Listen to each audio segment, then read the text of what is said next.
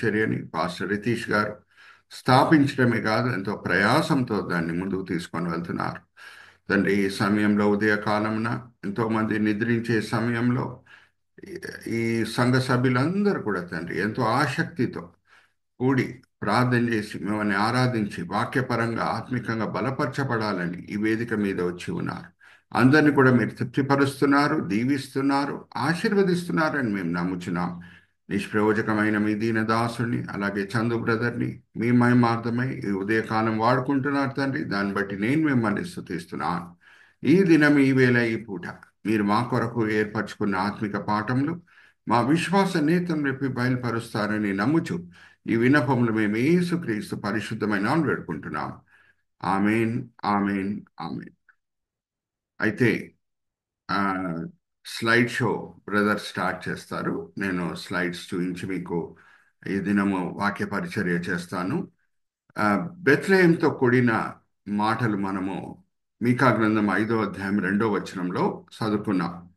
ఓ Bethlehem Ephrathah, నువ్వు స్వల్ప గ్రామం అయి ఉన్నా సరే, చిన్న గ్రామం అయి ఉన్నా సరే, రాజాది రాజు నీ గ్రామంలో పుట్టబోతున్నాడు అని ప్రభువారు పలకటం మీకా ప్రవక్త చేత మనము ఇప్పుడే సహోదరి షీలా పాల్ గారితో మనం చదివించుకున్నాం. అయితే ఆ గ్రామం మ్యాప్ కూడా ఒకసారి మనం చూద్దాము. బెత్లెహేం ఎక్కడ ఉండేదో ఇజ్రాయెల్ దేశంలో ఇక్కడ చూడండి. ఆ బ్లాక్ డాట్ ఉంది చూడండి, అదే బెత్లెహేం అన్నమాట. అక్కడే యేసుక్రీస్తు ప్రభువారు రక్షకుడు జన్మించారు. అయితే ఈ దినము నేను కొన్ని పీస్తో కూడిన సబ్-హెడ్డింగ్స్ వాడి క్రిస్మస్ సందేశం మీతో పంచుకుంటాను. నెక్స్ట్ స్లైడ్కి మనం వెళ్దాం చందు బ్రదర్. ఆ, నేను వాడే పీస్ ఏంటంటే, ఎందుకు దేవుడు బెత్లెహేంని ఎన్నుకున్నాడు అనే మాట మనము వివరంగా ధ్యానిద్దాం. మొదటిగా నేను వాడే పీ ప్రాఫెసీ అంటే ప్రవచనాలు. రెండవది పర్పస్ అంటే ఆ, యేసుక్రీస్తు ప్రభువారు బెత్లెహేంని ప్రభువారు ఎందుకు బెత్లెహేంలో జన్మించాలని ఎన్నుకోవాలి. మూడవది పవర్ అంటే దేవుని శక్తి ఎలాగ మనకి ఈ క్రిస్మస్ దినంన చాలా తేటగా మనకి ఎలా కనిపిస్తుంది అనేది. నాలుగవది పర్ప్లెక్సింగ్ అండ్ పర్సనల్ అంటే కొంచెం మనకి కన్ఫ్యూషన్ కలిగించే విషయంని మనం ఇంగ్లీష్లో పర్ప్లెక్సింగ్ అని అంటాం. దీంట్లో పర్ప్లెక్సింగ్ ఏముంది అది కూడా మనం చూద్దాం. ఆ, నేను నాలుగో పాయింట్కి వచ్చే ముందే నేను ఒక చిన్న ప్రశ్న అడిగి ముందుకు వెళ్తాను. ఆ, మీరు అన్మ్యూట్ చేసుకొని ఆన్సర్ ఇవ్వచ్చు. మన దేశంకి తండ్రి అయిన మహాత్మా గాంధీ గారు పుట్టిన చోట ఎవరన్నా చెప్పగలుగుతారా? అన్మ్యూట్ చేసుకొని మీరు చెప్పొచ్చు. మహాత్మా అలహాబాద్ అండి. అమ్మా, అలహాబాద్ ఆ, అలహాబాద్కి ఇంకా దగ్గర. ఏ, గుజరాత్ లోని అలహాబాద్. గుజరాత్ కరెక్టే. పోర్బందర్ అనే ప్లేస్లో ఆయన జన్మించాడు. పోర్బందర్. ఓకే. సో ఆ, ఇప్పుడు అనుకుందాము, మహాత్మా గాంధీ గారు అక్కడ జన్మించారు. ఆయన గొప్ప సేవ చేశాడు, భారతదేశంకి స్వతంత్రం తీసుకొని వచ్చాడు. ఇప్పుడు ఎవరన్నా పోర్బందర్ ఓ స్వల్ప గ్రామమా అని అంటే మనకు అభ్యంతరం కలుగుతుంది. సో ఇజ్రాయెల్ దేశ చరిత్రలో మనం గమనిస్తే దావీద్కి మించిన రాజు ఎవరూ లేరు. ఆయనే అందరికంటే గొప్ప రాజు. ఆయన బెత్లెహేంలో జన్మించాడు. 500 సంవత్సరాల తర్వాత మీకా ప్రవక్త వచ్చి బెత్లెహేమా నువ్వు స్వల్ప గ్రామమా అంటే వెంటనే ఎవరికి అర్థం కాకుండా ఉండాలి. ఎందుకంటే దావీద్కి మించిన రాజు ఇజ్రాయెల్ చరిత్రలో ఎవడూ లేడు. వేరే రాజులు ఎవరు దావీదు తర్వాత వచ్చారో వాళ్ళకి దావీదు ఒక ఆత్మిక కొలతబద్ద అయి ఉన్నాడు. అయితే ఎవరన్నా ఆ దావీదు జన్మించిన పట్టణం ఆర్ గ్రామము బెత్లెహేంని స్వల్ప గ్రామము అని అంటే ఇజ్రాయేలీలకి వెంటనే అది అర్థం కాదు. ఎందుకు ఆ మాట స్వల్ప గ్రామం అనేది వాడబడింది మనం చూద్దాం. దావీదు గురించి నేను రెండు వాక్య భాగములు కూడా ఇప్పుడు చదివిస్తాను సహోదరి షీలా పాల్ గారితో. అమ్మ, 2వ దినవృత్తాంతం 28వ అధ్యాయం మొదటి వచనం చదవమ్మా. అలాగే 2వ దినవృత్తాంతం 29వ అధ్యాయం మొదటి 3 వచనాలు కూడా. ఆయన తర్వాత వచ్చిన రాజులకి దావీదు ఆత్మిక విషయంలో కొలతబద్ద అయి ఉన్నాడు. విధేయత చూపించే విషయంలో, దేవుని మాటలకి లోబడే విషయంలో దావీదుకి మించిన రాజు మనకి చరిత్రలో ఎవడు కనిపించాడు. అవును, పాపం చేయలేదని కాదు, కానీ పాపం చేసినప్పుడు వెంటనే ఆయనని సరిదిద్దుకోవటము, పశ్చాత్తాపం పొందటము, దేవునితో సరి అయిన సంబంధం మరీ కుదిరించుకోవటం, అవన్నీ కూడా మనం దావీదులో గమనిస్తాం. ఇప్పుడు చదవమ్మా, 2 దినవృత్తాంతం 28వ అధ్యాయం 1 వచనం. షీలాపాల్ గారు అన్మ్యూట్ చేసుకొని చదవండమ్మా. ఆహాజు ఏలనారంభించినప్పుడు 20 సంవత్సరములైన వాడు యెరూషలేములో 16 సంవత్సరములు ఏలెను. అతడు తన పితరుడైన దావీదు వలె యెహోవా దృష్టికి యథార్థముగా ప్రవర్తింపలేదు. ఆ, ఎవరితో ఆయన ఆత్మికత పోల్చబడింది? దావీదుతో పోల్చబడింది. అలాగే హెజకియా రాజు, దాని తర్వాత వచ్చిన రాజు. 29వ అధ్యాయం 1-3 వచనాలు కూడా చదివించండి అమ్మా. హిజ్కియా ఏలనారంభించినప్పుడు 25 ఏండ్ల వాడై 29 సంవత్సరములు యెరూషలేములో ఏలెను. అతని తల్లి జెకర్యా కుమార్తె, ఆమె పేరు అబీయా. అతడు తన పితరుడగు దావీదు చర్య అంతటి ప్రకారము యెహోవా దృష్టికి యథార్థంగా ప్రవర్తించెను. థ్యాంక్ యూ అమ్మా. సో ఎవరితో హెజకియా ఆత్మికత పోల్చబడింది? దావీదు ఆత్మికత. సో దావీద్కి మించిన రాజు మనకెవరు కనిపించరు. మరి మిమ్మల్ని అడుగుతున్నా, భారతదేశంలో ఎవరన్నా ఓ పోర్బందరా నువ్వు స్వల్ప గ్రామమా అని అంటే భారతీయులకి అభ్యంతరం కలగదమ్మా? Yes or no? అన్మ్యూట్ చేసుకొని చెప్పండి. ఎస్ అండి, కలుగుతుంది, అభ్యంతరం అభ్యంతరం కలుగుతుంది. కలుగుతుంది. పోర్బందర్ మహాత్మా గాంధీ గారు పుట్టిన చోట స్వల్ప గ్రామం అని ఎవరైనా వచ్చి చెప్తే మనకు అభ్యంతరం కలుగుతుంది. సో ఎందుకు ఈ మాటలు వాడబడినాయి? ఎందుకు బెత్లెహేం పట్ల స్వల్ప గ్రామం అనే మాట వాడబడింది? అది మనము అర్థం చేసుకుందాం. అది 4వ P, పర్ప్లెక్సింగ్. 5వ P ఏంటంటే ప్రెషియస్. ప్రెషియస్ అంటే ఎంత విలువైందో అనేది మనము అర్థం చేసుకోవాలి. Chandu brother will go to that slide. And last P ఏంటంటే పరౌజియా. పరౌజియా అంటే నేను గ్రీక్ భాషలో వాడబడిన పదం అది. దాని అర్థం ఏంటో నేను చివరిలో మీతో పంచుకుంటాను. అది సస్పెన్స్లో పెడుతున్నాను. మనం అడుగు బై అడుగు, మెట్టు బై మెట్టు మనం వెళ్దాం. మొదటిగా ప్రాఫెసీ.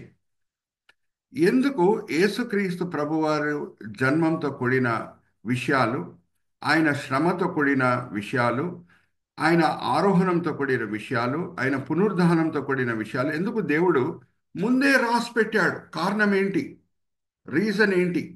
అది కూడా మనం అర్థం చేసుకోవాలి. నేను ఎప్పుడు మీతో పంచుకుంటూ ఉంటాను. దేవుడు మనకు అప్పచెప్పిన అన్నిటికంటే ప్రాముఖ్యమైన పరిచర్య ఏంటంటే దేవుణ్ణి ఆరాధించే పరిచర్య. దేవుణ్ణి ఆరాధించే విషయంలో దేవుడు మన జీవితంలో కుమ్మరించిన దీవెనలు బట్టి ఆయనను ఆరాధించడం మంచిదే. కానీ అన్నిటికంటే శ్రేష్టమైన ఆరాధన ఏమై ఉన్నదంటే మన దేవుడు ఏమై ఉన్నాడో దాన్ని బట్టి ఆయనను ఆరాధించడం మనము నేర్చుకోవాలి. ఆయనలో ఉన్న మంచి గుణంల బట్టి ఆయనను ఆరాధించడం మనము నేర్చుకోవాలి. ఆయనలో ఉన్న అనేక మంచి గుణంలో ఒక గొప్ప శ్రేష్టమైన గుణం ఏంటంటే ఆయనంత సర్వజ్ఞాని ఎవరు లేరు. ఇప్పుడు యేసుక్రీస్తు ప్రభువారి జన్మము, శ్రమలు, పునరుద్ధానము, ఆరోహణం మీద లోక రక్షణనే ఆధారం పడి ఉన్నది. సువార్త మొదట్లో యూదుల మధ్యన, దాని తర్వాత అన్యుల మధ్యన ప్రవచించబడింది అనే మాట మనము రోమిలికి రాసిన పత్రిక 1వ అధ్యాయము 16వ వచనంలో చదువుకోవచ్చు. మరి షీలాపాల్ సహోదరితో నేను ఈ వాక్య భాగం చదివిస్తున్నాను. మా సువార్త ఎవరి మధ్యన మొదట్లో బోధింపబడింది, దాని తర్వాత ఎవరి మధ్యలో బోధింపబడింది, సహోదరి షీలాపాల్ గారు చదివినిపిస్తారు. రోమిలికి రాసిన పత్రిక 1వ అధ్యాయం 16వ వచనం. సువార్తను గూర్చి నేను సిగ్గుపడువాడను కాను.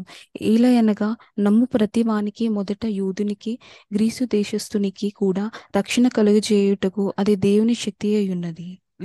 మొదట్లో యూదుల మధ్యన సువార్త బోధింపబడింది, దాని తర్వాత అన్యుల మధ్యన, గ్రీకుల మధ్యన. అంతకీ సువార్త అనేది ఏంటి? వాక్యంని మనం అర్థం చేసుకోవాలంటే వాక్యంని మనం వాడాలి. చాలామంది క్రైస్తవులు సువార్త ఏంటి అనగానే వెంటనే యోహాన్ సువార్త 3వ అధ్యాయం 16వ వచనం చూపిస్తూ ఉంటారు. దేవుడు ఈ లోకంని ఎంతగానో ప్రేమించాను. అవును, లోకంని ఎంతగానో ప్రేమించాను, కానీ అది పరిపూర్ణమైన సువార్త కాదు. లేఖనం ఏం చెప్తుందో సువార్త గురించి అది మనం చదువుకోవాలి. సో సువార్తని లేఖనం ఎలాగ వర్ణిస్తుంది? ఒకసారి మనం మరి షీలాపాల్ సహోదరి సాయం తీసుకుందాము. 1 కొరింథీయులకు రాసిన పత్రిక 15వ అధ్యాయము 1-4 వచనాలు చదివినిపించమ్మా. 1 కొరింథీ 15వ అధ్యాయం 1-4 వచనాలు. మరియు సహోదరులారా, నేను మీకు ప్రకటించిన సువార్తను మీకు తెలియపరచుచున్నాను. మీరు దానిని అంగీకరించితిరి, దాని అందే నిలిచియున్నారు. మీ విశ్వాసము వ్యర్థమైతేనే గాని నేను ఏ ఉపదేశ రూపముగా సువార్త మీకు ప్రకటించితినో ఆ ఉపదేశము మీరు గట్టిగా పట్టుకుని ఉన్న ఎడల ఆ సువార్త వలననే మీరు రక్షణ పొందురవారై ఉండురు. ఇది ఆది సంఘం బోధించిన సువార్త, పౌలు భక్తుడు బోధించిన సువార్త, ఆది సంఘం నమ్మిన సువార్త. అదేంటో ఇంకా చదవమ్మా. నాకియ్యబడిన ఉపదేశమును మొదట మీకు అప్పగించి తిని, అదేమనగా లేఖనముల ప్రకారము క్రీస్తు మన పాపముల నిమిత్తము మృతి పొందెను, సమాధి చేయబడెను, లేఖనముల ప్రకారము 3వ దినమున లేపబడెను. థ్యాంక్ యూ మా. అన్ని లేఖనం ప్రకారంగా, అన్ని ప్రవచనాల ప్రకారంగా. హల్లెలూయా, ప్రైజ్ ద లార్డ్. ఇది కూడా అకస్మాత్తుగా జరగలేదు. ఎవరి మధ్యన సువార్త మొదట్లో బోధింపబడింది? యూదుల మధ్యన. పెంతెకోస్తు దినంన పేతురు యూదుల మధ్యనే నించొని అనేక ప్రవచనాలని ఎత్తి చూయించి యేసువే మెస్సయ్య అని రుజుపరిచినప్పుడు వాళ్ళ మనసులు కదిలింపబడినాయి. వాళ్ళు పేతురు అపోస్తలుల దగ్గర వచ్చి అడిగిన ప్రశ్న ఏంటంటే, మనసులో నొచ్చుకొని, అయ్యలారా ఇప్పుడు మేము ఏం చేయాలి? సువార్తలో ఉన్న ప్రవచనాలు, లేఖనములో ఉన్న ప్రవచనాలు ఎందుకు దేవుడు ముందే రాసి పెట్టాడంటే, దాన్ని ఆధారం చేసుకొని అపోస్తులు ఎప్పుడు సువార్తని బోధిస్తారో యూదుల మధ్యన, ఏది కూడా అకస్మాత్తుగా జరగలేదు యేసు జీవితంలో. అన్నీ దేవుని చిత్తం ప్రకారంగానే జరిగింది అని రుజువుపరచుటకు. Hallelujah, praise the Lord. Are you all understanding? ఇప్పుడు నేను ఒక నా జీవితంలో జరిగిన సంఘటన ఒక సాక్ష్య రూపంగా నేను మీతో పంచుకుంటున్నా. నేను ఆనందీప్ అనే ఒక స్నేహితుడు ఒకే స్కూల్లో చదువుకున్నామండి. దాని తర్వాత కాలేజ్లో కూడా చదువుకున్నాం, కానీ వేరే వేరే క్లాసెస్లో చదువుకున్నాం, కానీ మంచి స్నేహితులము. దాని తర్వాత జీవితంలో నేను పెట్రోల్ బంక్ ఇన్స్పెక్టర్ అయ్యాను, ఆయన డాక్టర్ అయ్యాడు. దారిలు మారిపోయినాయి. అయితే నేను ఎప్పుడు రక్షణ పొందాను, ఆనందీప్తో పరిపూర్ణంగా మనసు విప్పి యేసుతో కూడిన సువార్త నేను పంచుకోలేదు. అయితే నా మనసులో ఎంతో ఆశ ఉండింది. ఏమనంటే, ఆనందీప్తో యేసు నా జీవితంలో ఎలాగొచ్చాడు, ఇలాగ ఆయన వచ్చిన తర్వాత నాకు పరలోక ఆనందం, పరలోక సమాధానం రుచి చూడటం అయింది. నేను ఈ లోకంలోనే ఉంటూ చిన్న పరలోకం నేను ఇలాగ రుచి చూస్తున్నాను. అన్నీ కూడా నా స్నేహితుడైన ఆనందీప్, ఎవరితో నేను ఆడుకున్నానో, ఆయన ఎవరితో పాటు నేను లంచ్ చేశానో స్కూల్ డేస్లో, ఆయనతో పంచుకోవాలని నాకు ఎంతో ఆశ ఉండింది. అయితే ఒక దినము నేను ఉద్యోగం చేసే సమయంలో కడప నుంచి హైదరాబాద్ వచ్చే సమయంలో ఒక ట్రైను, రాయలసీమ ఎక్స్ప్రెస్, నేను ఎప్పుడు మర్చిపోలేను. అది ఎక్కి వస్తున్నాను. అదే ట్రైన్లో, అదే కంపార్ట్మెంట్లో నా బర్త్ ముందు ఆనందీప్ కూర్చొని ఉన్నాడు, నా స్నేహితుడు. హల్లెలూయా, ప్రైజ్ ద లార్డ్. ఆ దినం రాత్రి భోజనం చేసిన తర్వాత మనసు విప్పి నా సాక్ష్యం పంచుకున్నాను, సువార్త కూడా పంచుకున్నాను. దేవునికి ఎంతో థ్యాంక్స్ చెప్పాను. దేవుడు నా ప్రార్థన విన్నాడు, నా మానస ఆశ చూశాడు. ఆనందీప్ ఎక్కడో నన్ను కలిసేటట్లు దేవుడు కృప చూయించాడు. ఇంకా చూడండి, అది కూడా ట్రైన్ ప్రయాణం. అనుకుందాము నేను ఆనందీప్ని ఏదో ఒక బిగ్ బజార్లోనో ఎక్కువ షాప్లోనో కలిసి ఉంటే, ఆనందీప్ కొంచెం కూర్చో, నేను సువార్త పంచుకోవాలని చెప్తే, సురేష్ తర్వాత మాట్లాడుకుందామా అని వాచ్ చూపిస్తాడు. కానీ ట్రైన్లో నా ముందు కూర్చొని నా దగ్గర నుంచి తప్పించుకోవడానికి వీలు కాదు. హల్లెలూయా, ప్రైజ్ ద లార్డ్. ఇప్పుడు నేను మిమ్మల్ని ఒక ప్రశ్న అడుగుతానమ్మా, జాగ్రత్తగా వినండి. నేను వెళ్ళి ఒక నాస్తికంతో, దేవుడు నా మనసు ఆశలని చూసి ఆ ట్రైన్ ప్రయాణంలో ఆనందీప్ కూడా నాతో పాటు నా కంపార్ట్మెంట్లో నా బర్త్ ముందు కూర్చుండేటట్లు దేవుడు చేశాడు అని ఒక నాస్తికంతో వెళ్ళి చెప్తే, అది దేవుని కార్యమని నమ్ముతాడా, లేకపోతే అకస్మాత్తుగా జరిగిన సంఘటన అని అంటాడా ఒక నాస్తికుడు? మనమైతే నమ్ముతాం ఇది దేవుని కార్యమని, కానీ ఒక నాస్తికుడు నమ్ముతాడా? నమ్మడు కదా. నమ్మడు పాస్టర్ గారు. నమ్మడు. అయితే అనుకుందాం, ఈ సంఘటన గురించి దేవుడు లేఖనంలో ఒక 300 సంవత్సరముల క్రితం అన్ని వివరాలు రాసి పెట్టి ఉన్నాడు అనుకుందాం. ఫలానా దినము రాయలసీమ ఎక్స్ప్రెస్లో నా సేవకుడైన సురేష్ మనోహరన్ ప్రయాణమై వచ్చే సమయంలో ఆ బర్త్ నంబర్ కూడా దాంట్లో ఉంటుంది. ఆ బర్త్లో ఆయన కూర్చొని ఉండేటప్పుడు ఆ బర్త్ ముందు ఆయన స్నేహితుడైన ఆనందీప్ కూర్చొని ఉంటాడు. ఆ దినమున రాత్రి వేళ భోజనం చేసిన తర్వాత నా సేవకుడు ఆ, ఆయన సాక్ష్యం పంచుకుంటాడు, సువార్త పంచుకుంటాడు అని అన్ని వివరాలు 300 సంవత్సరాల ముందే దేవుడు రాసి పెట్టుంటే అది అకస్మాత్తుగా జరిగిన సంఘటన అని ఎవరు నమ్మడానికి వీల్లేదు. దేవుని చిత్తం ప్రకారంగా జరిగిందని అందరు నమ్మాలి. హల్లెలూయా, ప్రైజ్ ద లార్డ్. అందుకే అన్ని ప్రవచనాలు, ఆ ప్రవచనాలను ఎత్తిపట్టి చూయించినప్పుడు యూదులకి అపోస్తులు యేసువే మెస్సయ్య అని నమ్మటం జరిగింది. అలాగే గ్రీక్ ఫిలాసఫర్స్ మధ్యన కూడా ఇదంతా కూడా ముందే రాయబడి ఉండిందండి. రక్షకుడు రావాలని రాయబడి ఉంది. ఆయన కన్యకకే జన్మించాలి అని ఇషయా గ్రంథం 7వ అధ్యాయం 14వ వచనంలో ఉండింది. ఆయన బెత్లెహేంలో జన్మించాలి అని మీకా గ్రంథం 5వ అధ్యాయం 2వ వచనంలో రాయబడి ఉండింది. ఆయన శిల్వ మరణం పొందాలని కీర్తన గ్రంథం 22వ అధ్యాయంలో రాయబడి ఉండింది. ఆయన పునరుద్ధానుడై సమాధి మీద విజయం పొంది బయటికి వస్తాడనే మాట కీర్తన గ్రంథం 16వ అధ్యాయం 10వ వచనంలో రాయబడి ఉండింది. ఆయన ఆరోహణమై వెళ్తాడని 68వ కీర్తన 18వ వచనంలో ముందే రాయబడి ఉండింది అని అంటే యూదుడు ఇంకా గ్రీక్ దేశంకి చెందిన ఫిలాసఫర్స్ కూడా, వేరే దేశ ప్రజలు కూడా నమ్మాలి అంతే. హల్లెలూయా, ప్రైజ్ ది లార్డ్. సువార్త అంటే ఏంటి? ప్రవచనాల ప్రకారంగా నీవు జరిగాను యేసు జీవితంలో. అందుకే మనం 1 కొరింథీయులకు రాసిన పత్రిక 15వ అధ్యాయం 1-4 వచనాలు చదువుకున్నాం. Are you all understanding? So బెత్లెహేంలో యేసు జన్మిస్తాడు అని ముందే దేవుడు రాసి పెట్టాడు. అయితే ఎందుకు బెత్లెహేం? దావీదు పట్టణమే కాదు. ఇంకొకటి రీజన్ ఏంటంటే, ఇప్పుడు మనము ఆ స్లైడ్ కూడా చూద్దాము. యూదుల భాషలో బెత్లెహేంని బెత్లెకేం అని అంటారు. బెత్లెకేం అంటే రొట్టెల గృహము. హల్లెలూయా, ప్రైజ్ ది లార్డ్. రొట్టెల గృహము. బెత్లెహేం అంటే రొట్టెల గృహం. ఇప్పుడు నెక్స్ట్ స్లైడ్కి మనం వెళ్తున్నాం చూడండి. Next slide brother. పర్పస్ అనే స్లైడ్ చందు బ్రదర్ మనకు చూపిస్తున్నారు.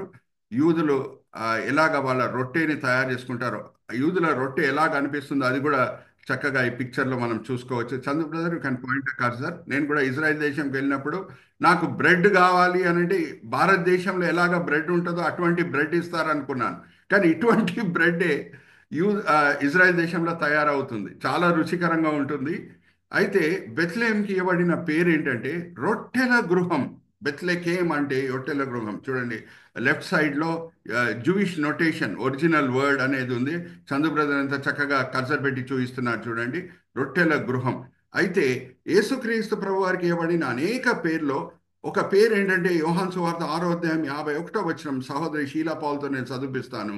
ఆయనే జీవాహారమై ఉన్నాడు. హల్లెలూయా, ప్రైజ్ ది లార్డ్. జీవాహారం అనే యేసు మరి రొట్టెల గృహంలో కాకుండా మరి ఎక్కడ పుడతాడు? హల్లెలూయా, ప్రైజ్ ది లార్డ్. మా సహోదరి షీలా పౌల్ గారు ఒకసారి చదివినిపించండి అమ్మా. యోహాను సువార్త 6వ అధ్యాయం 51వ వచనం. పరలోకము నుండి దిగి వచ్చిన జీవాహారము నేనే. ఎవడైనను ఈ ఆహారము భుజించితే వాడెల్లప్పుడూ నువ్వు జీవించును. మరియు నేనిచ్చు ఆహారము లోకమునకు జీవము కొరకైన నా శరీరమే అని మీతో నిశ్చయముగా చెప్పుచున్నాను నేను. హల్లెలూయా, ప్రైజ్ ది లార్డ్. యేసుక్రీస్తు ప్రభు వారే జీవాహారం.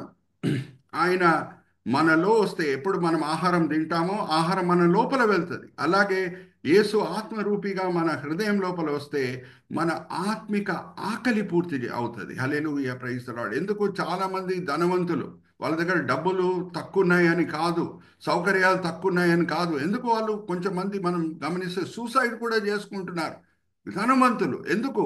వాళ్ళకి నిజమైన సమాధానం లేదు.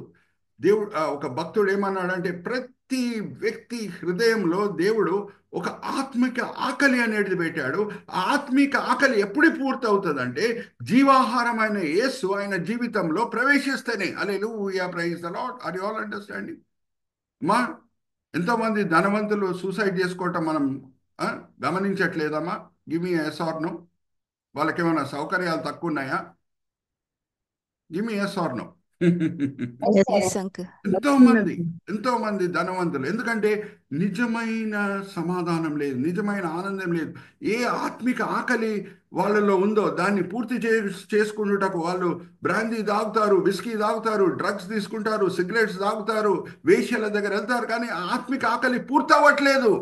అందుకు వాళ్ళకి ఏం చేయాలని తోచుకోకుండా ఆత్మహత్యలు కూడా చేసుకోవటం మనం చూస్తున్నాం. కానీ ఎవరు యేసుని సొంత రక్షకుడుగా అంగీకరిస్తాడో ఆయన ఆత్మిక ఆకలి పరిపూర్ణంగా పూర్తవుతుంది. హల్లెలూయా, ప్రైజ్ ద లార్డ్. ఆయన చిన్న పరలోకంనే ఈ లోకంలో రుచి చూస్తాడు. అందుకే ఈ వాక్య భాగం నేను చదివిస్తున్నాను. దాని తర్వాత నేను ఒక ప్రశ్న కూడా అడుగుతాను. స- మీరు ప్రశ్నకి జవాబిచ్చటకు సిద్ధంగా ఉండండి. అమ్మా శీలపాల్ గారు, ఎఫీసీయులకు రాసిన పత్రిక 2వ అధ్యాయం 5-6 వచనాలు. ఎఫీసీయులకు రాసిన పత్రిక 2వ అధ్యాయం 5-6 వచనాలు. అయినను దేవుడు కరుణా సంపన్నుడయ్యుండి మనము మన అపరాధముల చేత చచ్చిన వారమై ఉండినప్పుడు సహితము మన ఎడల చూపిన తన మహా ప్రేమ చేత మనలను క్రీస్తుతో కూడా బ్రతికించెను. కృపచేతనే మీరు రక్షింపబడి ఉన్నారు. క్రీస్తు యేసునందు ఆయన మనకు చేసిన ఉపకారము ద్వారా అత్యధికమైన తన కృపా మహదేశ్వర్యమును రాబోవు యుగములలో కనుపరుచు నిమిత్తము క్రీస్తు యేసునందు మనలను ఆయనతో కూడా లేపి పరలోకమందు ఆయనతో కూడా కూర్చుండబెట్టెను. ఆయనతో పాటు కూర్చొని పెట్టాను. ఇప్పుడు నేను మిమ్మల్ని అడిగే ప్రశ్న ఏంటంటే, లేఖనంలో రాబోయే దినంలో మనల్ని పరలోకంలో కూర్చోబెడతాడు దేవుడు అని రాయబడి ఉందా, లేకపోతే ఆల్రెడీ కూర్చోబెట్టేశాడని ఉందా? మీరే చెప్పాలి. ఇప్పుడే మనం చదువుకున్నాం. కూర్చోబెట్టారు, ఆల్రెడీ కూర్చోబెట్టారు. కూర్చోబెట్టేశాడు అని అంటే ఏంటి? ఒక క్రైస్తవుడు భౌతికంగా ఈ లోకంలో జీవిస్తూ ఆయన ఆత్మ పరలోకంని రుచి చూస్తుంది. Hallelujah, praise the Lord. Are you all understanding? ఒక క్రైస్తవుడు భౌతికంగా ఈ లోకంలో జీవిస్తున్నాడు కావచ్చు, కానీ ఆయన ఆత్మ పరలోకంలో ఉన్న ఆనందంని ఆల్రెడీ రుచి చూస్తుంది. ఆల్రెడీ కూర్చోబెట్టేశాడు దేవుడు ఆయనని అక్కడ, ఒక క్రైస్తవుడిని. Are you all understanding? So అటువంటి ఆత్మిక ఆహారమై ఉన్నాడు మన యేసు మన కొరకు. సో ఆత్మిక ఆహారం అని ఎక్కడ జన్మించాలి? రొట్టెల గృహమైన బెత్లెహేములోనే జన్మించాలి. Hallelujah, praise the lord. So ఇప్పుడు మనము మూడో అంశంకి వెళ్దాము, పవర్ అనే మాటకి. ఆ, దీంతో కూడిన స్లైడ్ కూడా మనకి చందు బ్రదర్ చూపిస్తారు. ఆ, ఈ స్లైడ్తో కూడిన వివరాలు నేను పంచుకునే ముందు, Chandu brother, you can go back to the participants this thing. అందరినీ చూపిస్తున్నారు చూడండి, పార్టిసిపెంట్స్ని అది చూపించండి. దాని తర్వాత ఈ స్లైడ్కి మనం వద్దాం. అదేంటంటే, జాగ్రత్తగా వినండి. నేను ఆ, హైదరాబాద్లో పుట్టి పెరిగాను, కానీ మా తల్లిదండ్రులు చెంగల్పేట్, చెన్నైకి చెందినవాడు. నేను యాక్చువల్లీ తమిళియన్. దేవుని కృప చేత చక్కగా తెలుగులో బోధించగలుగుతున్నాను. అయితే జాగ్రత్త వినండి. మా మమ్మీ డాడీ చెంగల్పేట్, చెన్నైకి చెందినవాడు. కానీ మా నాన్నగారు ఉద్యోగం చేస్తున్నారు, మెడ్రాస్ ప్రెసిడెన్సీ అనే ఆఫీస్లో పనిచేస్తున్నారు. ఆ టైంలో డివిజన్ అయింది, ఆంధ్రప్రదేశ్ అండ్ తమిళనాడు డివిజన్ అయింది. అప్పుడు మా నాన్నగారు తాతగారు ఏదో గుంటూరుకి చెందిన వ్యక్తి అని చూసి ఆయనను ఆంధ్రప్రదేశ్కి ట్రాన్స్ఫర్ చేశారు. ఇప్పుడు నేను పుట్టింది పెరిగిందంతా కూడా హైదరాబాద్లో, కానీ తల్లిదండ్రులు ఎక్కడ ఏ ప్రాంతంకి చెందిన వాళ్ళు? చెంగల్పేట్, చెన్నైకి చెందిన వాళ్ళు. ఇప్పుడు జాగ్రత్తగా వినండి. దావీదు బెత్లెహేంలో పుట్టాడు, కానీ 1000 సంవత్సరాలు అయిపోయింది. ఇప్పటికీ 1000 సంవత్సరాలు అయిపోయింది దావీదు పుట్టి. ఎన్నో కారణాలు బట్టి దావీదు వంశావళిలో పుట్టిన యోసేపు ఎన్నో కారణాలు బట్టి బెత్లెహేంలో లేడు, కానీ నజరేతులో ఉన్నాడు. ఎక్కడున్నాడు? నజరేతులో ఉన్నాడు. ప్రదానం చేసుకున్నాడు మరి అని. ప్రదానం ఆ కాలంలో పెళ్లికి ఆల్మోస్ట్ సమానము. ఎక్కడన్నా భార్యాభర్తలు వెళ్ళాలి అంటే కలిసిమెలిసి వెళ్ళాలి. ప్రదానం చేసిన వాళ్ళు ఇద్దరు కూడా భార్యాభర్తలుగా ఎంచబడతారు యూదుల సమాజంలో. అందుకు వాళ్ళు ఎక్కడ వెళ్ళినా సరే కలిసిమెలిసి వెళ్ళాలి. అయితే ఇప్పుడు నేను మిమ్మల్ని ఒక ప్రశ్న అడుగుతాను. ఎంతమంది తల్లిలు ఉన్నారమ్మా ఈ గ్రూప్లో? తల్లిలు ఎంతమంది ఉన్నారు? చెప్పాలి, అన్మ్యూట్ చేసుకోవాలి.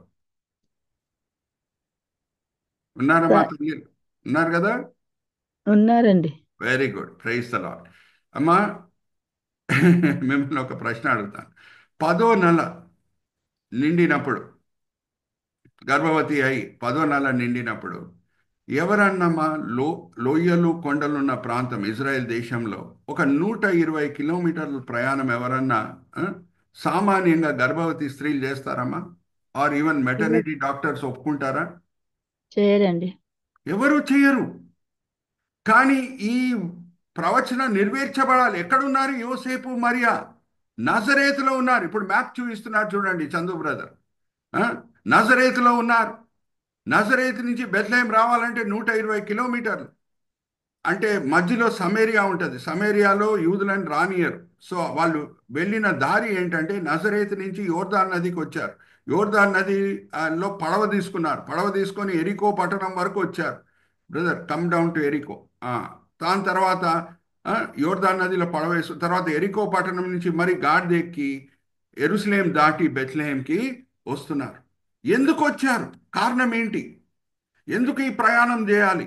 10 నెలలు గర్భవతి అయిన మరియా ఎందుకు ఈ ప్రయాణం చేయాలి? ప్రవచన నెరవేర్చబడాలి. కానీ ప్రవచన నెరవేర్చబడాలంటే దేవుడు ఎటువంటి పరిస్థితులను తీసుకొని వచ్చారు. అందుకే నేను షీలా పాల్ సహోదరితో ఈ వాక్య భాగం చదివించాను. లూకాసు వార్త 2వ అధ్యాయం 1-7 వచనాలు ఏముందంటే, రోమా చక్రవర్తి సీజరు ఆజ్ఞాపించాడు. ఏమనంటే, నేను ఒక సెన్సస్ తీయాలి, జనసంఖ్య నేను లెక్క పెట్టాలి. అందరు వాళ్ళ వాళ్ళ గ్రామాలకు వెళ్ళి, ఏ ప్రాంతంకి మీ పితరులు చెంది ఉన్నారో ఆ గ్రామాలకు వెళ్ళి మీ పేర్లు నమోదు చేసుకోవాలి అని ఆజ్ఞాపించాడు. ఆయనలో కొంచెం స్వాతం అనేది ఉంది. ఏమనంటే, వాళ్ళ పేర్లు అన్నీ కూడా నమోదైపోయిన తర్వాత వాళ్ళు సరిగా పన్నులు కడుతున్నారా లేదా అనేది ఆయన చెక్ చేయడానికి, మానిటర్ చేయడానికి, పరీక్షించడానికి వీలవుతుంది. అది ఆయన స్వాతమై ఉన్నది. కానీ దేవుడు ఆయన మనసుని కదిలింపజేశాడు ఆ సమయంలో. Hallelujah, praise the Lord. Are you all understanding?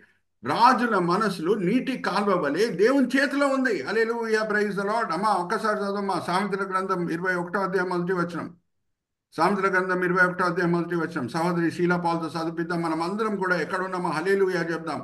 అన్నీ దేవుని స్వాధీనంలో ఉంది. యెహోవా చేతిలో రాజు హృదయము నీటి కాలువల వలె నున్నది. ఆయన తన చిత్తవృత్తి చొప్పున దాన్ని త్రిప్పును.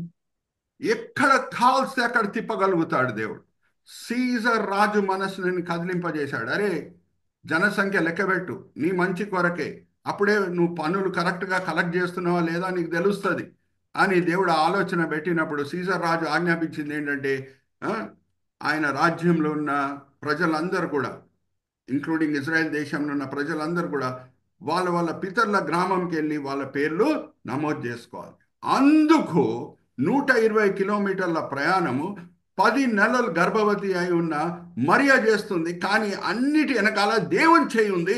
ఎందుకంటే మీకా గ్రంథం 5వ అధ్యాయం 2వ వచనం ప్రకారంగా లోక రక్షకుడు జీవ ఆహారము బెత్లెహేంలోనే జన్మించాలి. Hallelujah, praise the Lord. Are you all understanding? ఎంత గొప్ప దేవుడు మనం కలిగి ఉన్నాము. ఎందుకండి మనం వాక్యం ధ్యానిస్తున్నాము? మన దేవుడు ఎంత గొప్ప దేవుడు అని గ్రహించి మన హృదయాల్లో దేవుని పట్ల రుణంని, ప్రేమని, విశ్వాసంని, నిరీక్షణని మనం నూతనపరచుకోవాలి. హల్లెలూయా, ప్రైజ్ ది లార్డ్. అందుకే మనం వాక్యం ధ్యానిస్తున్నాం. ప్రతి వాక్యం ధ్యానం వెనకాల గురి ఏంటి? నా దేవుడు ఎంత గొప్ప దేవుడు, ఎంత శక్తివంతుడు, అన్ని ఆయన స్వాధీనంలో పెట్టుకొని ఉన్నాడు. ఆయన సింహాసనం ఆసీనుడై ఉన్నాడు. యెషయా గ్రంథం 6వ అధ్యాయం 1వ వచనంలో మనం గమనిస్తే సింహాసనం ఆసీనుడై ఉన్న దేవుడు ప్రవక్తకు కనిపిస్తాడు. అక్కడ యూదుల బైబిల్లో వాడబడిన పదం ఏంటంటే అదోనాయి దేవుడు. అదోనాయి దేవుడు అంటే అన్నీ ఆయన స్వాధీనంలో ఉంది. ఈ కాలంలో 2024లో క్రైస్తవనంగా మనం ఏమన్నా సమస్యలని ఎదుర్కొంటున్నామంటే, ఏమన్నా సమస్యల ద్వారా ప్రయాణమై వెళ్తున్నామంటే చింతించుటకు వీల్లేదు. ఎందుకంటే అన్నీ ఆయన స్వాధీనంలో ఉంది. Hallelujah, praise the lord. అందుకే పౌలు భక్తుడు ఏమంటున్నాడు? సహోదరి షీలా పాల్తో ఈ వాక్య భాగం చదివిస్తున్నాను. అమ్మా చదవమ్మా. రోమిలికి రాసిన పత్రిక 8వ అధ్యాయం 31వ వచనం. బైబిల్స్ అండర్లైన్ చేసుకోండి. ఇంత సర్వశక్తి దేవుడు మన వైపు ఉండగా మనకు విరోధి ఎవరు? చదవమ్మా. ఇట్లుండగా ఏమందుము, దేవుడు మన పక్షమున ఉండగా మనకు విరోధి ఎవడు? మనకు విరోధి ఎవరు? ఎటువంటి దేవుడు మనం కలిగి ఉన్నాం? సర్వశక్తి దేవుడు, అదోనాయి దేవుడు, సింహాసనం ఆసీనుడై ఉన్న దేవుడు, రాజుల మనసులని నీటి కాలువ వలె ఇటు అటు తిప్పే దేవుడు. Are you all understanding? రాజుల మనసుని దేవుడు కదిలింపజేశాడు. సీజర్ రాజు ఆజ్ఞాపిస్తున్నాడు. ఏమనంటే, యూదులారా, మీరు మీ పితరుల గ్రామంకి వెళ్ళి మీ పేర్లు నమోదు చేసుకోవాలి. సో యోసేపు, మరియా దావీదు గోత్రంకి చెందిన వాళ్ళు. బెత్లెహేం వాళ్ళ యాక్చువల్లీ పట్టణము. ఎన్నో కారణాలు బట్టి వాళ్ళు నజరేత్కి షిఫ్ట్ అయిపోయారు. 1000 సంవత్సరాలు ఎన్నో కారణాలు బట్టి వాళ్ళు వెళ్ళిపోయారు. పరలోకం వెళ్ళినప్పుడు దేవుడు అవన్నీ కూడా మనకు చూపిస్తారు. అప్పుడు మనం ఇంకా గంభీరంగా దేవుణ్ణి మనం స్తుతిస్తాం, ఆరాధిస్తాం. ఎందుకు వాళ్ళు అక్కడ వెళ్ళిపోయారు అనేది అప్పుడు మనం తెలుసుకుంటాం. కానీ ఇప్పుడు 10వ నెల గర్భవతి అయిన మరి ఎక్కడుంది? నజరేతులో ఉంది. కానీ ఆ లేఖనంలో ఉన్న ప్రవచనం నెరవేర్చబడాలంటే ఆమె బెత్లెహేంకి రావాలి. సో ఆ రాజు మనసుని దేవుడు కదిలింపజేసి ప్రవచనాన్ని నెరవేర్చబడేటట్లు దేవుడు చేస్తున్నాడు. Hallelujah, praise the Lord. So what are the 3 P's which we focused upon? First is prophecy, second purpose, and third is power of God. దేవుని శక్తి మనకి కనిపిస్తున్నది. దేవుని శక్తి మనకి కనిపిస్తున్నది. దాని తర్వాత మనము 4వ అంశంకి వెళ్దాం. పర్ప్లెక్సింగ్. దావీదు పట్టణంని ఎందుకు స్వల్ప గ్రామం అని దేవుడు అంటున్నాడు? ఇప్పుడు జాగ్రత్తగా వినండి. దావీదు గొప్ప రాజువే, కానీ ఆ గొప్ప రాజు అయిన దావీదే యేసుని ఏ మాట పలికి వర్ణిస్తున్నాడు? 110వ కీర్తన 1వ వచనం చదవమ్మా షీలాపాల్. 110వ కీర్తన 1వ వచనం. దావీదు అందరికంటే గొప్ప రాజు, కానీ ఆ దావీదే యేసుని, రాబోయే మెస్సయ్యని ఏ మాట వాడి వర్ణిస్తున్నాడు? ప్రభువు నా ప్రభువుతో సెలవిచ్చిన వాక్కు, నేను నీ శత్రువులను నీ పాదములకు పీఠముగా చేయు వరకు నా కుడి పార్శ్వమున కూర్చుండుము. ప్రభు నా ప్రభుకి చెప్పాను అంటే యెహోవా దేవుడు యేసుకి చెప్పాను, కుడి పాశం పక్కన నువ్వు కూర్చో, అన్ని దేశంలో నీకు లోబడేటట్లు నేను చేస్తాను. దావీదే యేసుని మెస్సయ్యని ప్రభు అంటున్నాడు. హల్లెలూయా, ప్రైజ్ ది లార్డ్. అయితే జాగ్రత్తగా వినండి, ఎందుకు స్వల్ప గ్రామం అనే మాట వాడబడింది అని అంటే, గొప్ప రాజు దావీదు అక్కడ జన్మించినా సరే బెత్లెహేంకి విలువ దేవుని దృష్టిలో ఎప్పుడు వస్తుందంటే అక్కడ రాజాది రాజు యేసు జన్మిస్తేనే. Hallelujah, praise the Lord. Are you all understanding? Theory of relativity అనేది ఆల్బర్ట్ ఐన్స్టైన్ గారు తీసుకొని వచ్చారు. రిలేటివిటీ అంటే కంపేర్ చేయటం అన్నమాట. అది చాలా మందికి అర్థం కాలేదు. అప్పుడు ప్రెస్ రిపోర్టర్స్ అడిగారు, మాకు అర్థమయ్యే భాషలో చెప్పండి థియరీ ఆఫ్ రిలేటివిటీ ఏంటి అని అంటే ఆయన చెప్పాడు, నేను ఒక డాక్టర్ దగ్గర వెంటనే నాకు అపాయింట్మెంట్ దొరకని సమయంలో వెయిటింగ్ రూమ్లో నేను వెయిట్ చేయాలి. నాకు హాఫ్ అన్ అవర్ 30 minutes కూడా 30 hours లెక్క అనిపిస్తుంది. కానీ నా ఇంట్లో నా అందమైన భార్య పక్కన కూర్చుంటే 30 గంటలు కూడా 3 నిమిషాల లెక్క కనిపిస్తుంది. That is the theory of relativity అని చక్కగా అర్థమయ్యే భాషలో ఆల్బర్ట్ ఐన్స్టైన్ గారు ప్రెస్ రిపోర్టర్స్కి చెప్పారు. అదే థియరీ ఆఫ్ రిలేటివిటీ మనం తీసుకుంటే గొప్ప రాజు దావీదు పుట్టాడు, కానీ యేసు ముందు దావీదు ఎవరు? దావీదుకి లెక్కలేదు రాజాది రాజు ముందు నించుంటే. Hallelujah, praise the Lord. Are you all understanding? So గొప్ప రాజు దావీదు పుట్టినా సరే ఆ దావీదే యేసుని ఏ మాట వాడి పలుకుతున్నాడమ్మా, వర్ణిస్తున్నాడు? నా ప్రభు వస్తున్నాడు, నా ప్రభు వస్తున్నాడు, నా ప్రభు రాబోయే దినంలో రాబోతున్నాడు. హల్లెలూయా, ప్రైజ్ ది లార్డ్. క్రైస్తవంగా ఒక పాఠం నేర్చుకోవాలి మనం. అదేంటంటే అప్పుడప్పుడు క్రైస్తవంగా మన పితరుల బట్టి మనము అతిశయిస్తుంటాం. మా తాతగారండి ఎంత గొప్ప పరిచర్య చేశారు తెలుసా అండి, ఎన్ని సంఘాలు స్థాపించారు తెలుసా, ఎన్ని ఆత్మలని రక్షించారు తెలుసా, వాళ్ళ సేవ గొప్పదండి అని మీసాలు తెప్పుకుంటుంటారు. కొంచెం మంది క్రైస్తవులు కాలర్లు ఎగరేసుకుంటుంటారు. కానీ మనము స్వల్ప గ్రామమే. మన పితరులు గొప్ప పని చేస్తే మనం పరలోకం చేరము. దేవుని దృష్టిలో స్వల్ప గ్రామమే. మనలో ఒక ప్రాముఖ్యత అనేది దేవుడు ఎప్పుడు చూస్తాడంటే రాజాది రాజు అయిన యేసు మన జీవితంలో ప్రవేశించినప్పుడే. హల్లెలూయా, ప్రైజ్ ది లార్డ్. ఆ రక్షకుడు మన జీవితంలో ప్రవేశించే వరకు మనం స్వల్ప గ్రామమే ఆయన దృష్టిలో. మన పితరులు గొప్ప పనులు చేసి ఉండొచ్చు దావీదు వలె, వాళ్ళు చేసిన గొప్ప పరిచర్య బట్టి మనం పరలోకం చేరమండి. ఒక జ్ఞాపకం పెట్టుకోవాలి. ఆర్ యు ఆల్ విత్ మీ? ఎందుకు స్వల్ప గ్రామం బెత్లెహేమ్ అని అంటే అక్కడ రాజాది రాజు అయిన యేసు జన్మించే వరకు దానికి దేవుని దృష్టిలో ప్రాముఖ్యత లేదు. ఆర్ యు ఆల్ విత్ మీ? నేను ఇజ్రాయెల్ వెళ్ళాను. లక్షల కొలది ప్రజలు బెత్లెహేమ్కి యేసు జన్మించిన చోట చూడాలని వస్తారు. నేను అక్కడ అడిగాను, యూదుడే ఆ గైడ్. అక్కడ బెత్లెహేంలో గైడ్ ఎవరు? ఒక యూదుడే ఉన్నాడు. అరే, దావీదు పుట్టిన చోట చూడాలని ఉంది అని అడిగితే, సార్ నాకు తెలియదు సార్ ఎక్కడ పుట్టిండో బెత్లెహేంలో పుట్టిన కానీ సరి అయిన చోట నాకు తెలియదు సార్ అని అంటున్నాడు. ఇప్పుడు లక్షల కొలది ప్రజలు బెత్లెహేంకి దావీదు పుట్టిన చోట చూచుటకు వెళ్తున్నారా, రాజాది రాజు అయిన యేసు పుట్టిన చోట చూచుటకు వెళ్తున్నారా? Hallelujah, praise the Lord. Are you all understanding? అందరికి అర్థమవుతుందా? రాజాతో రాజు చూస్తూనే వెళ్తున్నాం. రాజాది రాజు అయిన యేసు ఎక్కడ పుట్టాడు చూస్తూ అది చూచుటకు వెళ్తున్నారు కానీ ఇజ్రాయెల్ దేశంలో ఉన్న గొప్ప రాజు దావీదు పుట్టిన చోట చూడాలని వెళ్ళట్లేదు ఎవరు. అది ఆల్ అండర్స్టాండింగ్. అందుకే ఆ క్రౌడ్స్ చూడండి, ఆ స్లైడ్లో చందు బ్రదర్ మనకు చూపిస్తున్నారు చూడండి. ఎంతమంది బెత్లెహేంకి వెళ్ళి ఆ, యేసు జన్మించిన చోట, రక్షకుడు జన్మించిన చోట, రాజాది రాజు జన్మించిన చోట చూస్తున్నారు చూడండి. లక్షల కొలది లెక్కలేని ప్రజలు. అది ఆల్ అండర్స్టాండింగ్.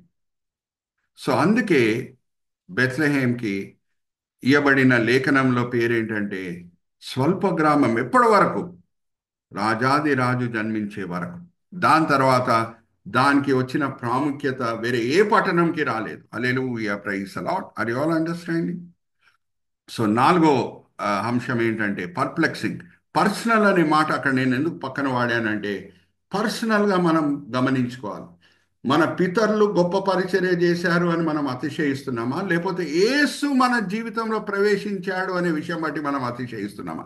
ఎందుకంటే దేవుని దృష్టిలో మన విలువ ఎప్పుడు పెరుగుతుందంటే మన పితరులు చేసిన గొప్ప పరిచర్య వలన కాదు, కానీ మనం యేసుతో వ్యక్తిగత సంబంధం కలిగి ఉన్నాం అనే ఆ విషయం బట్టే దేవుని దృష్టిలో మన ప్రాముఖ్యత పెరుగుతుంది. Are you all understanding?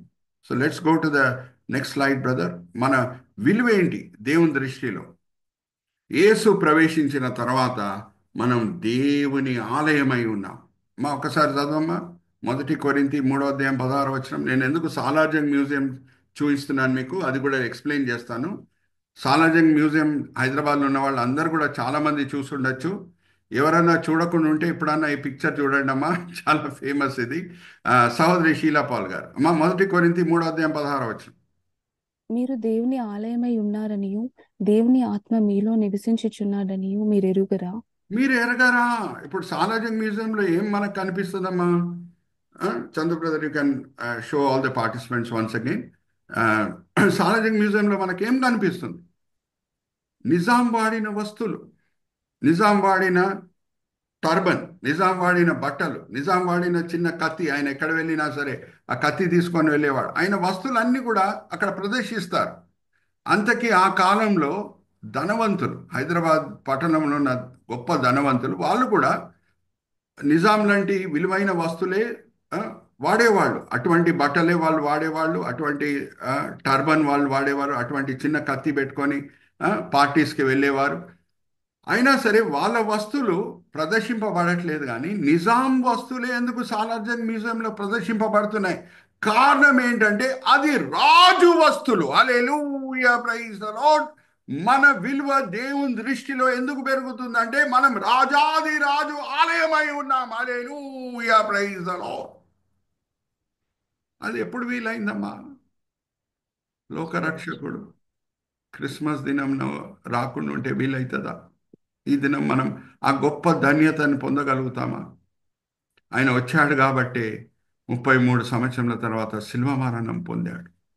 ఆ శిల్వ మరణం పొందిన తర్వాత పునరుద్ధానుడై సమాధి మీద విజయం పొంది బయటికి వచ్చాడు, ఆరోహణమై వెళ్ళాడు. దాని తర్వాత పరిశుద్ధాత్మ దేవుణ్ణి పెంతెకోస్తు దినమున పంపించాడు. సువార్త బోధింపబడటం ప్రారంభమైంది. ఆ సువార్తని మనం ఈరోజు అంగీకరించాం, యేసుని సొంత రక్షకుడుగా అంగీకరించాం.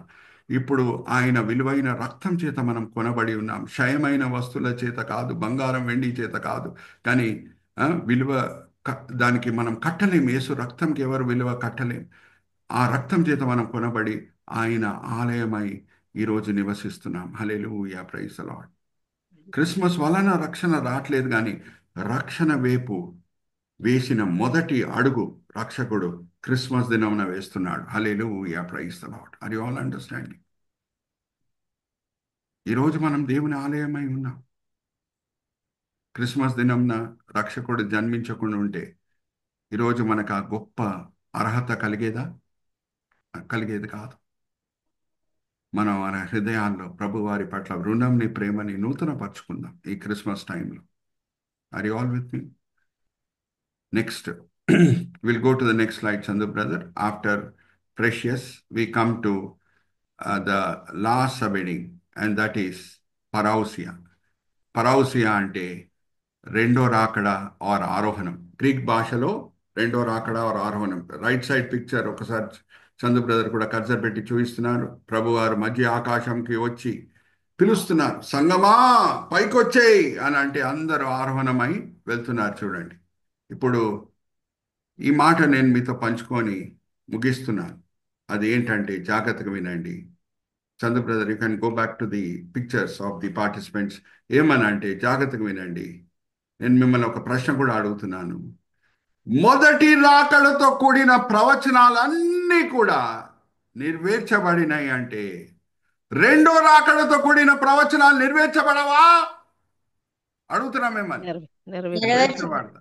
దేవుడు మొదటి రాకడతో కూడిన ప్రవచనాలు అన్నిటినీ నెరవేర్చాడు, ఆయన మాట నిలబెట్టుకున్నాడు అని అంటే రెండో రాకడతో కూడిన ప్రవచనాలు కూడా ఆయన నెరవేరుస్తాడు అని గుడ్డిగా మనం నమ్మవచ్చు. ఆయన త్వరలో రాబోతున్నాడు, సంఘంని ఆరోహణం చేసి తీసుకొని వెళ్తాడు అని అంటే ఆ సత్యంని కూడా మనం గుడ్డిగా నమ్మవచ్చు. ఎందుకంటే మన దేవుడు మాట తప్పని దేవుడు, మాట నిలబెట్టుకుండే దేవుడు. ఒకసారి చదువుదామమ్మా, యెహోషువ గ్రంథం 21వ అధ్యాయం చివరి వచనం చదవండమ్మా. మన దేవుడు మాట నిలబెట్టుకుండే దేవుడు. యెహోషువ గ్రంథం 21వ అధ్యాయం చివరి వచనం. బైబిల్స్లో అండర్లైన్ చేసుకోండి. సహోదరి షీలా పాల్ గారు చదివినిపిస్తారు. యెహోషువ గ్రంథం 21వ అధ్యాయం చివరి వచనం. అన్మ్యూట్ చేసుకొని చదవండి అమ్మా.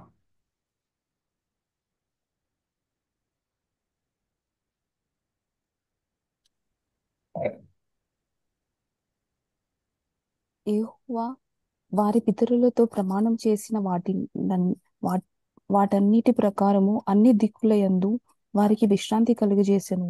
యెహోవా వారి శత్రువులనందరినీ వారి చేతికి అప్పగించి ఉండెను కనుక వారిలో నొకడును ఇశ్రాయేలీల ఎదుట నిలవలేకపోయెను. యెహోవా ఇశ్రాయేలీలకు సెలవిచ్చిన మాటలన్నిటిలో ఏదీ తప్పి ఉండలేదు, అంతయు నెరవేరెను. హల్లెలూయా, ప్రైజ్ ది లార్డ్. ప్రవచనాలన్నీ దేవుడు నెరవేరుస్తాడు. మొదటి రాకడతో కూడిన ప్రవచనాలన్నీ నెరవేర్చాడు అని అంటే రెండో రాకడతో కూడిన ప్రవచనాలు కూడా నెరవేరుస్తాడు. ఇప్పుడు ఈ యుగంలో సువార్త ఏంటి? గుడ్ న్యూస్ ఏంటి? సువార్త అంటే గుడ్ న్యూస్. గుడ్ న్యూస్ ఏంటంటే ఏ రక్షకుడు నన్ను రక్షించాడో ఆయన రక్తం చిందించి ఆయన రాజుగా ప్రపంచంని పరిపాలించడానికి వస్తున్నాడు. అది ఇప్పుడు సువార్త. Hallelujah, praise the Lord. Are you all understanding? ఏ రక్షకుడు మొదటి రాకడప్పుడు తుణీకరింపబడాడు, శిల్వ మరణం నా కొరకు పొందాడు, ఆయన ఇప్పుడు రాజాది రాజుగా రాబోతున్నాడు. ఈ లోకంని పరిపాలించటకు నేను కూడా ఆయనతో పాటు ఈ లోకంని పరిపాలిస్తాను. Hallelujah, praise the Lord. Are you all understanding? మొదటి రాకడతో కూడిన ప్రవచనాలన్నీ నెరవేర్చబడినాయి. బెత్లెహేంలోనే రక్షకుడు జన్మించాలి అనే ప్రవచనం నెరవేర్చబడింది. వేరే అన్ని ప్రవచనాలు నెరవేర్చబడినాయి అంటే రెండో రాకడతో కూడిన ప్రవచనాలు కూడా నెరవేర్చబడతాయి.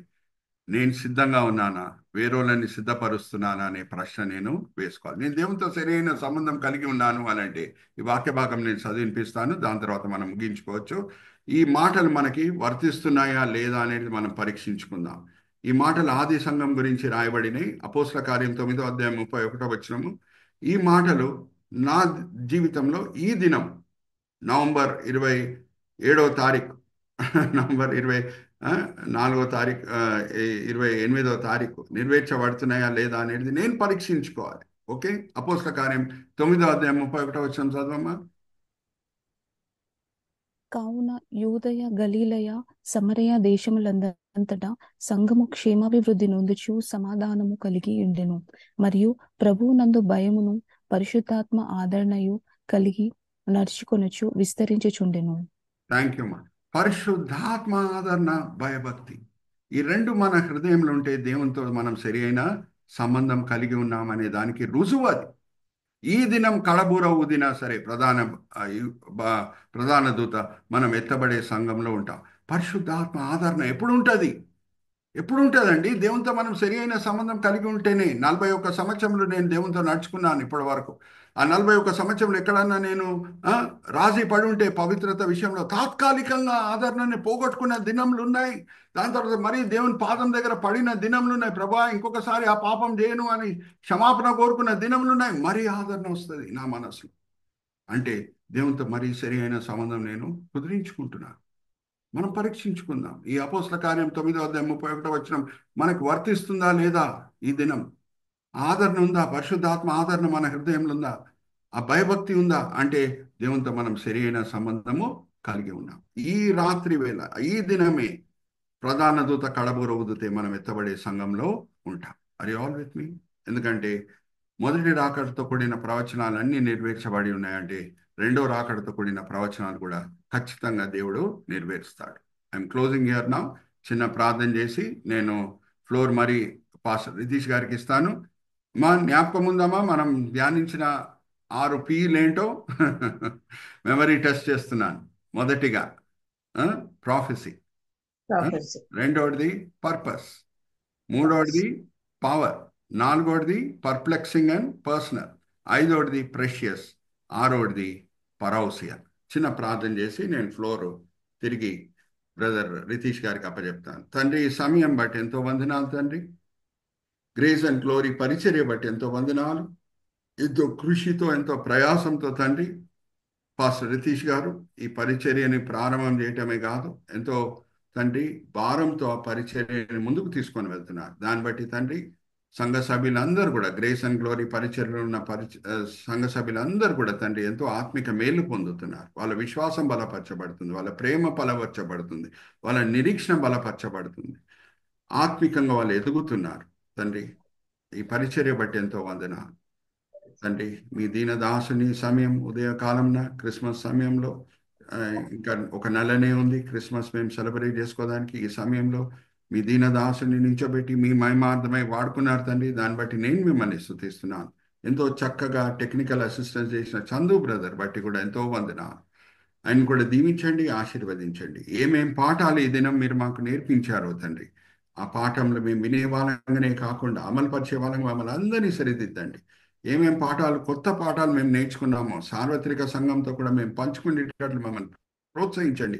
ఎంతో కృషితో చందు బ్రదర్ యూట్యూబ్లో ఏ వీడియో అప్లోడ్ చేస్తున్నారు దాన్ని మేము సర్క్యులేట్ చేసేటట్లు కూడా వేరే క్రైస్తవులకి మమ్మల్ని ప్రోత్సహించండి. ఈ విన్నపంలో మేము యేసుక్రీస్తు పరిశుద్ధమైన నామములో వేడుకుంటున్నాం. ఆమేన్, ఆమేన్, ఆమేన్.